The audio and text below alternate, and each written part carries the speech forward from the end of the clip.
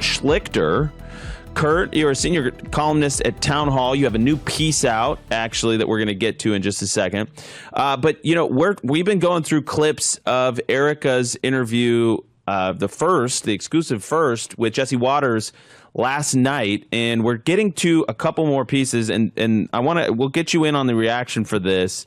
But there's a clip just talking about, you know, Blake, you set it up. Oh, you want the one on cameras? Yeah. I believe that is, sorry, we just got behind here. It is 374. The defense wants to ban cameras in the courtroom. How do you feel about that? There were cameras all over my husband when he was murdered. There have been cameras all over my friends and family mourning. There have been cameras all over me, analyzing my every move, analyzing my every smile, my every tear. We deserve to have cameras in there. Why not be transparent? There's nothing to hide. I know there's not, because I've seen what the case is built on. Let everyone see what true evil is. This is something that could impact a generation and generations to come. Kurt, you're a lawyer. You know, I thought she did beautifully there. I thought, you know, it's so true. I mean, we've all been so scrutinized in the aftermath of this, you know, so we're victims as well, because, you know, we lose our friend, our boss, our colleague, and then everything has been scrutinized since 9/10, and her most of all. And so bring us into that courtroom. What is the deliberation even, you know, about cameras or no cameras? Explain that to us. Clearly, for some reason, the defense doesn't think it's going to be to their benefit to have cameras in the courtroom. And look, I defended people in civil cases. I also brought cases. I get it. And it is important that we protect the rights of this accused person. After all, if he's found guilty of what he did, he's likely to get the death penalty. And if he's guilty of it, he'll deserve it. I think every American has a right to see how justice is done. Trials are public. You can go there. I don't understand why you can't have cameras there. And yes, sometimes lawyers play to the cameras. Okay, they play to the jury all the time. That's why you have a judge to say, calm down, counsel. This is a serious matter. I expect you to behave like a serious attorney with the appropriate level of respect and the appropriate level of dignity that this situation demands. Look, Eric is absolutely right. The American people have a right to see this evidence. They have a right to see if it proves him guilty. They have a right to see if the state can't make its case. Again, we are attempting, as a government, we're attempting to take the life of this man. He's up for the death penalty. He should be up for the death penalty if he can be proven beyond a reasonable doubt to have done what he did. Now, do I believe that the evidence is very strong? I believe it's very strong. I believe he's very likely to be convicted. That's not the point.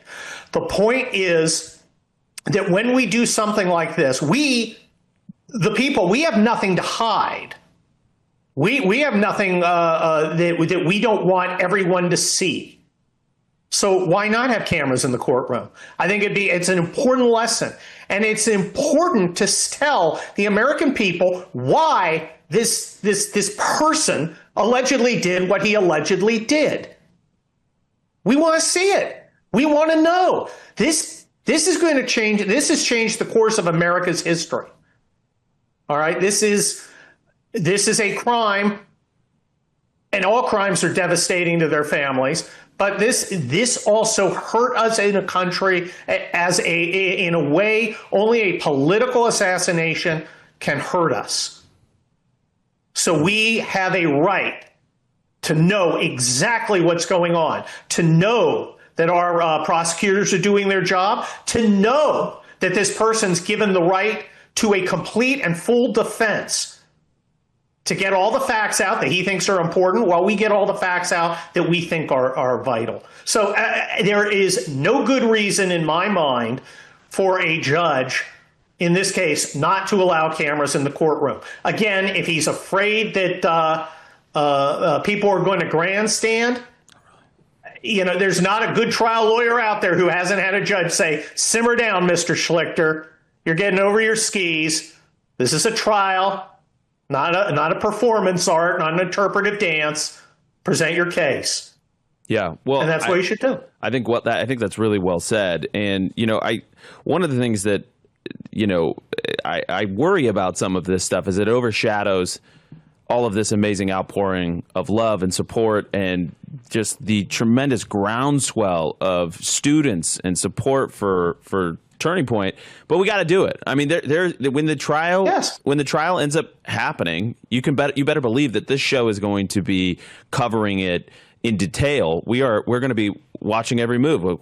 This is going to be front and center for us. So we have to just confront the grim reality that is facing us. But yes. I mentioned the fact that we have this outpouring of love and support, and we've had these campus tours. I mean, Charlie's vision was always to have these arenas packed with students. That was his vision, and it's happening. And last night at Auburn, we had Eric Trump, Lara Trump, Benny Johnson, Coach Tommy Tuberville, all out in Auburn, and it was an amazing, amazing event. And then, lo and behold, President Trump calls in the middle of it. I want to play this clip just because it's just a phenomenal moment.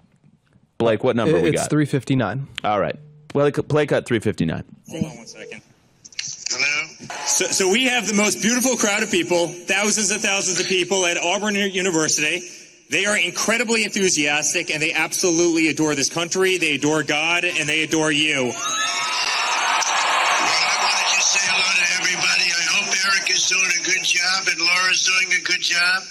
But I just want to pay my respects to Charlie and Erika. These are two incredible people. And Erika, I've spoken to her often. She's just a spectacular person. And she's going to start where Charlie left off. And we love Charlie's looking down on us right now, all of us. And Erika, you're there someplace, and you just take care of yourself. We're with you all the way. And we're with the great people that my son and Laura are speaking to. Yeah, beautiful, beautiful moment there. I mean, I love this clip, and I threw it to Blake to throw to because he mentioned we should play it, and I totally agree. Hey, Kurt, make sense of the aftermath here, of all of this outpouring and what we're seeing across the country, because it does end up playing into our politics, our culture, and this moment we're living through. Well, look, this is the first time I've had a chance to be on the show since this disgusting murder. So I haven't said any of this stuff, but I had the effect of this was enormous. I had people who were not political coming up to me because they knew I was. They knew I had been on Charlie's show, just telling me how sorry they were, and including very liberal people, just how sorry and disgusted they were. This was something that affected our country in a way that's really hasn't happened since maybe the death of Martin Luther King, the death of RFK. This showed that there was something deeply wrong in the country with at least some section of the country. And I expect nothing from the degenerates who celebrated this. They're disgusting people. They have to live with themselves, and they have to answer in another place at another time. What really struck me was how normal American people reacted as you would expect normal people to react, that they were appalled, that they were ashamed, that someone would do this in our country, an outpouring of caring and concern for Erika and the kids, and everybody who Charlie touched. It's easy to become hopeless when something terrible happens. When you face incredible evil, which is what this was, including the aftermath, with all the people cheering it on.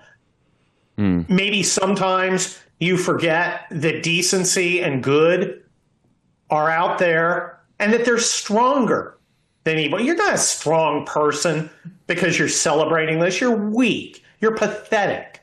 You're disgusting and despicable. And I don't want to think about those people. I want to think about the decent people, and I want to think about what Charlie did, and I want to think about his legacy.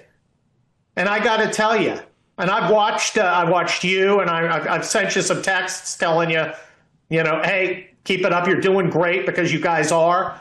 And I've been watching Erika, and I got to say, if they thought they were going to snuff out this movement by murdering Charlie, as Erika goes forward, they're not going to know what hit them.